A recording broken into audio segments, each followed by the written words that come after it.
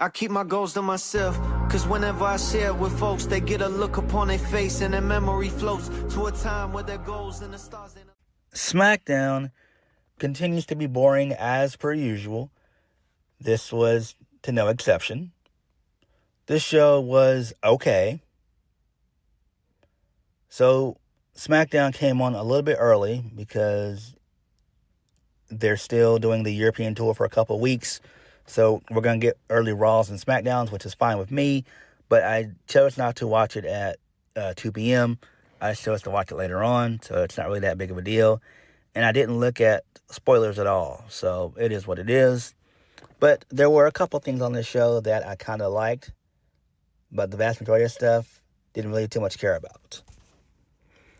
Dominik Mysterio winning and advancing in the King of the Ring, that was great. That was smart. So good stuff there. Smart decision. I figured that either Dom was going to win or maybe Braun Breaker. So I got it right either way.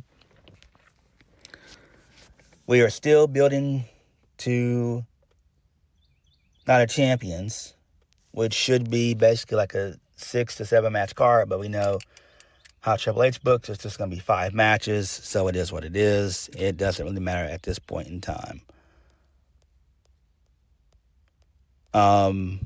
Cody and Gunther, they continue their miserable feud. Not really all that important. Don't really care.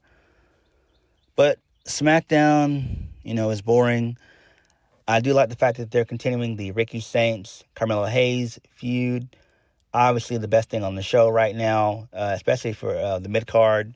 That's the best thing going. And we also got a surprise return in Chad Gable. So Chad Gable is finally back on the main roster. He's been in AAA for about a little over a year, basically. So good stuff there. I like that. What do you do with Chad Gable? Don't really know.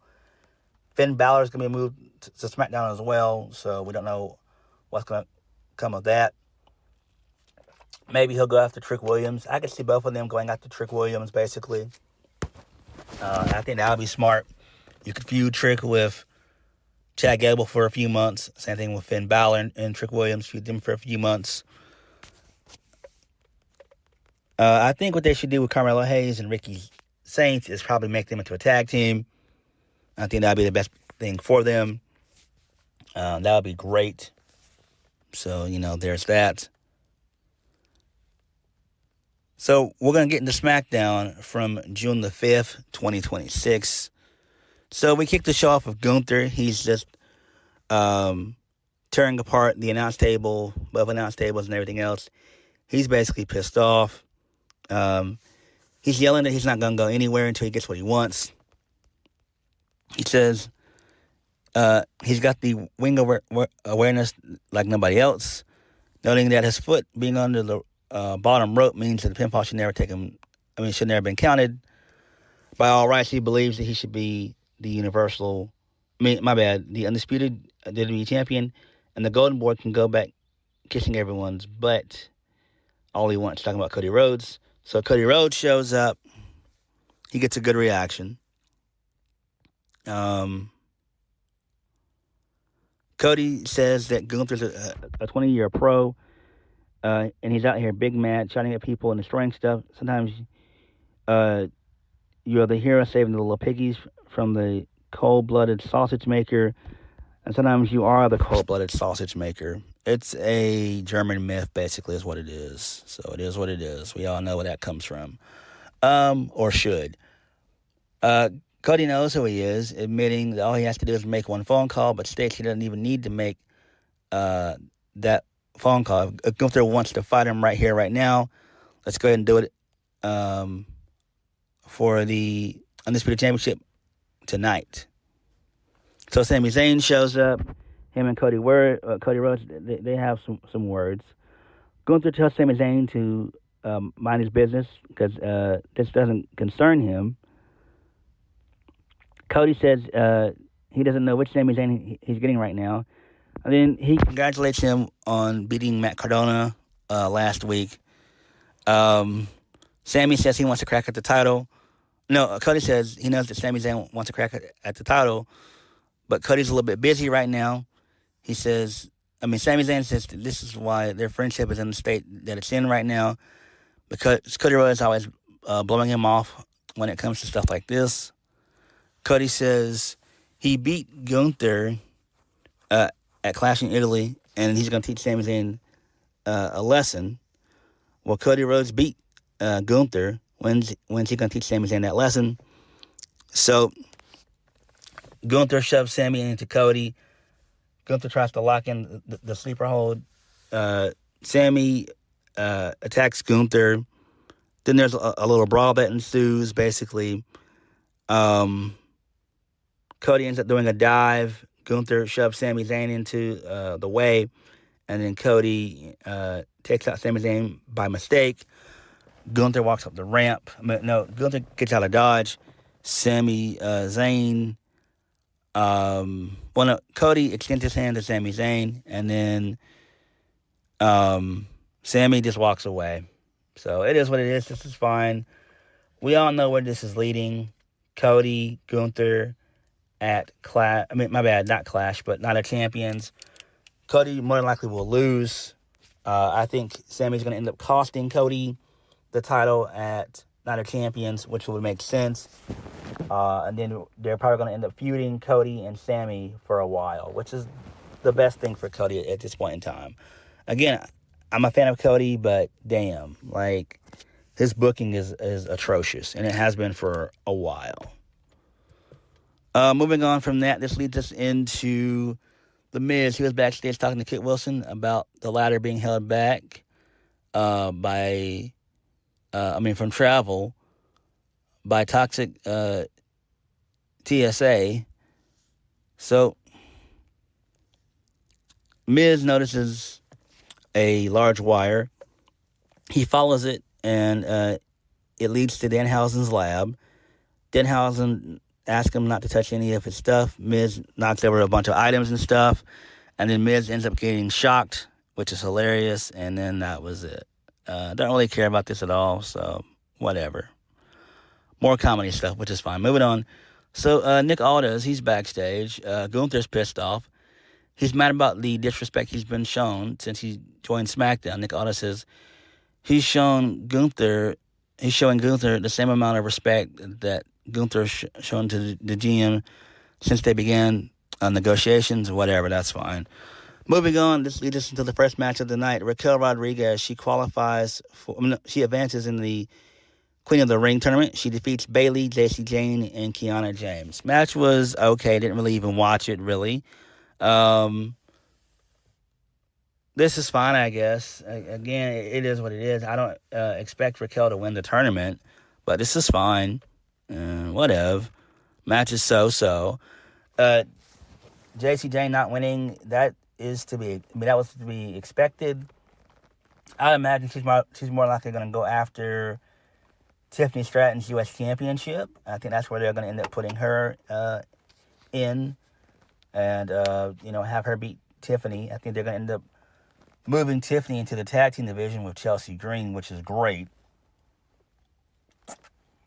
And I think that's the best decision that they can do right now. So there's that. So whatever, it is what it is. And we all knew that Bayley wasn't going to win anything at all, so she was just there. Who gives a damn, really? Even though I'm a fan of Bayley. Moving on, this leads us into... no, my bad. Before we move on, so post-match, Julia comes out. She tries to talk it out with Kiana James, who's having none of that shit. She says that they're finished, and then Julia, she's devastated by this briefly, and then she starts dropping haymakers on Kiana James. I'm like, what the hell? So they're turning Julia babyface, which is fine, and they're going to be doing a feud between Kiana James and Julia? Okay, I mean, that's fine, but real, like, where is this going to lead to? Like, what the hell? I mean, I get it. I get they were teasing a breakup at some point, but I don't know, man. Like, what do you do with Julia? this is fine. I mean, this is something that could last for like a month or two on television. I don't know. Whatever. It is what it is. Moving on, this leads us into Sami Zayn. He's venting his frustrations with Johnny Gargano. So, Nick Aldis, he arrives. He tells Sami Zayn to stay out of Gunther and Coday Rhodes' business. Sami Zayn is too pleased. I mean, he's none too pleased about that. Nick Aldis says he has other business to attend to. And then Chad Gable shows up to a really good pop. And he's the newest addition to SmackDown, which is fine. This is great. So he's on the babyface side of things. That's fine. Again, you can easily slot Chad Gable into the mid-card, right? But it makes me wonder, where the fuck is Ilya Dragunov? Where the fuck is Randy Orton? Where the fuck is Drew McIntyre? Right? Like, these guys have not been seen for like 2 months. The last time we saw Dragunov was back in April. Last time we saw Drew was back in April. Same thing with Randy. We've not seen these guys in basically almost 2 months. Well, a month and a half. What the fuck is going on? This makes no sense. Like, where's Randy? Where's Drew? Where's Ilya? Moving on, this leads us into Royce Keys versus Tala Tonga. I didn't even watch this. Don't even care who won. Tala Tonga won because Solo got involved. So it is what it is. Who really cares? Moving on. This leads us into Judgment Day shit. So the Judgment Day, they're congratulating Raquel on winning her match. They talk about Dom looking to win. Their goal of the Judgment Day is holding all the gold. So tensions begin to rise as Liv talks about her and Dom being a cute king and queen couple, but assures Raquel it'll be cool to see her win the tournament too. But the main focus is having Dom win. Okay, that's fine there. All right. Moving on, this leads us into a video package for Finn Balor. So he's going to be a part of the King of the Ring tournament next week. He's going to be facing Royce Keys, LA Knight, and Jey Uso. And we all know who's going to basically win that. It's not going to be LA Knight. It's not going to be Royce Keys. It's more likely going to be Jey Uso. So, there's that. Moving on, this leads us into Damian Priest and R-Truth. They continue to hash out their differences regarding Royce Keys. Damian Priest asked R-Truth what happens if he gets hurt helping Royce out. Calling out the lack of a doctor. R-Truth says his brother is a doctor, and Damian Priest tells R-Truth that he doesn't have a brother.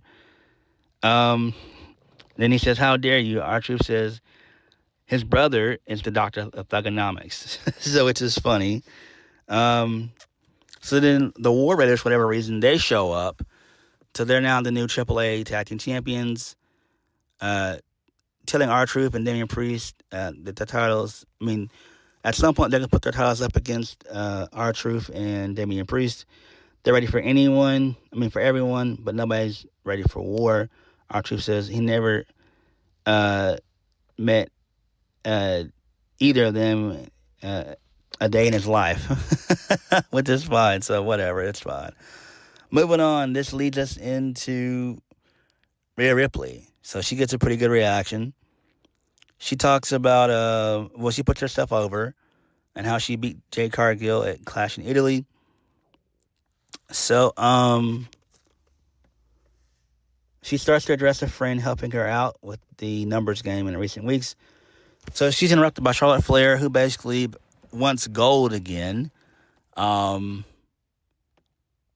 So Tiffany comes out. She has some words. Everyone basically has some words. Who really cares about this stuff? Jade Cargill shows up and says the same thing. They all begin to argue. Nick Aldis shows up. He says it's going to be Tiffany Stratton and Charlotte Flair taking on a member of Jade Cargill's backup dancers, a.k.a. the baddies. So whatever. Who cares about any of this shit? I don't. Jade Cargill and Michin, they defeat Charlotte Flair and Tiffany Stratton. Okay, that's fine. It is what it is. Who really cares about any of this shit at all? They've got nothing to do for Jade Cargill. Why is Charlotte Flair all of a sudden caring about championship gold, right? It makes no sense. Why? Because she hasn't been champion in almost 2 years now? Come on. It's not really that important. Whatever. Moving on. This leads us into Fatal Influence. Stacey James complaining about losing her match earlier on in the night. So then they see Brie Bella and Paige doing a photo shoot. And then they end up attacking them and everything else and all that stuff. So there's that. Okay, that's fine. Makes perfect sense. I do expect for Fatal Influence to be draped in gold. Stacey Jane with the Women's U.S. Championship. And Fallon and Laney with the Women's Tag Team titles. That's more than likely going to happen at some point in time. Moving on, R-Truth talks to Royce Keys backstage. He tries to convince Royce Keys that things are cool with Damian Priest. Okay, that's fine. Then this leads us into Ricky Saints versus Carmelo Hayes. Ricky Saints defeats Carmelo Hayes. He wins via roll-up. So they continue their feud, which is fine. This match was really good. I thoroughly enjoyed it. So there's that. Moving on from that, this leads us into Trick Williams.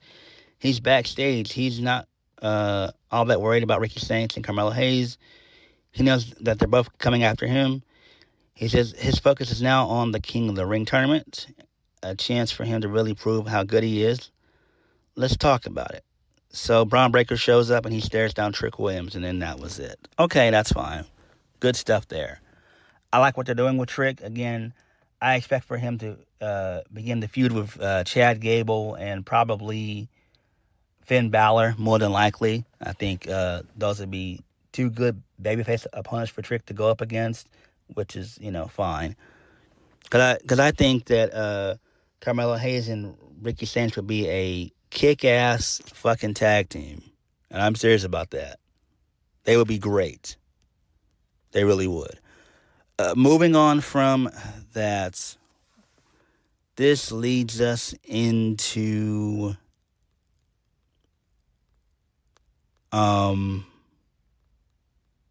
Chelsea Green. She was on this show.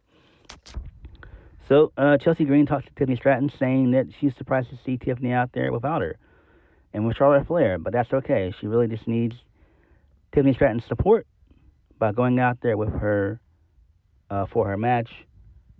Tiffany Stratton says she has to go to the trainer's room, but she's sure that Chelsea has this. Okay, this is fine. That's fine. Moving on, this leads us into another vignette for Mariah May. So this one basically focused on her thoughts on Tiffany Stratton. Mariah says the Tiffany time is about to run on Mariah's minutes as the Glamours come into Smackdown. So that's fine. This makes sense. I actually do like this. Moving on, Lash Legend defeats Chelsea Green. So that's cool there. Moving on from that, this leads us into Sikoa. He's talking to Royce Keys, telling him that with Jacob gone and Damian Priest not wanting anything to do with him, Solo's only family that Royce Keys has left, and he's talking about being the one to check on Royce Keys recently before saying this side needs to get ready for war. Oh my God, what the hell? This is stupid. So Solo continues on to tell Royce Keys, stop being so difficult or Solo will make this difficult. Oh my God, what the hell? Moving on, this leads us into Rey Fenix. He's backstage. He's on this show, thankfully. He's having a conversation. He's having a conversation with Nathan Frazier and Axiom in Spanish. So Chad Gable shows up. He speaks with Rey Fenix privately. He talks to Rey about their match last year at WrestleMania and how it was under false pretenses. He addresses taking on the Grande Americano personality to mock the culture and lucha libre, but he's learned a harsh lesson along the way. Chad Gable respects Rey Fenix, saying he wants another match with him down the line, but for now he's asking Rey for forgiveness. Phoenix gives him some respect, saying that losing the mask was painful enough for Chad, and that he forgives Chad. But remember, he's not the only one that he offended. Okay, I like that. Really good shit there. That should be fun. I really do like that. He'll probably apologize to Dragon Lee at some point, Rey Mysterio at some point. So yeah, I like this. I really do. Moving on, Nick Aldis was talking to Cody Rhodes about the title match. He offered Gunther earlier on in the night. Nick Aldis said he just got done talking to Gunther's legal team, and Gunther will only accept the match if he gets to name the stipulation next week. So Cody offers to do the match in 2 weeks instead, but no later. Okay, that's fine. It is what it is. Who gives a damn? Moving on, this leads us into the main event of the evening. Dominik Mysterio defeats Braun Breaker, Damian Priest, and Trick Williams to advance in the King of the Ring tournament. This is fun. Good stuff here. Match was fun. I'm a fan of Dom. I'm a fan of Trick. I'm a fan of Braun. Damian Priest, I can take him or leave him. And he hasn't really done nothing of note, really. I think Damian Priest should be in AAA for a little while. I really do. I think you put him in AAA for a while, get him away from the main roster, have him reinvent himself and reinvigorate himself. I think him in AAA for like a good 6 to 8 months would be great. Because right now, he has no sense of direction, and he ain't done jack shit on the main roster in a while, especially on Smackdown, outside of his feud that he had with Aleister Black. So, it is what it is. But Smackdown, for the most part, was boring. Again, Dominik winning was the right decision, so I like that. I like the fact that they're still continuing the Trick Williams, the Carmelo Hayes, Ricky Saints feud. I do like that. I like what they're doing with JC Jane and Fatal Influence. I like that. I like what they're doing with Gunther. I do think that Gunther should dethrone Cody come Night of Champions. We need to get Cody away from the title for about a good year and some change. And I think that you have Sami turn full-fledged heel going into Saudi, costing Cody. That would piss off the Saudis big time, the Saudi crowd, because that's Sami Zayn's second home, basically. So there's that. And I mean, he would get nuclear heat with him turning heel at Night of Champions. That would be massive heat. And that should be enough heat right there to kick off maybe a good 3 to 4 month feud with him and Cody. And then maybe you have Cody move on to somebody else. But SmackDown, just, it is what it is at this point. Who really gives a damn?